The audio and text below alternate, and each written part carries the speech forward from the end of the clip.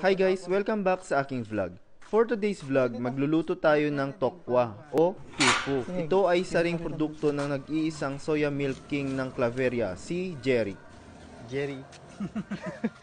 Nag-order na rin pala ako ng soya milk niya. Naubusan na kasi tayo. So ito pala ang binili ko. 3 litro ng soya milk at 1 kilong tofu.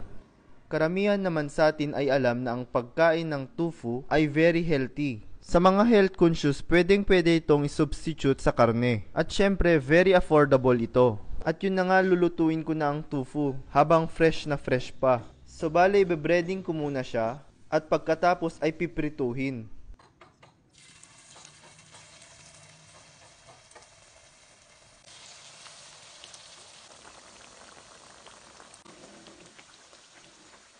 At yun na nga, naprito na natin lahat. Tikman na natin.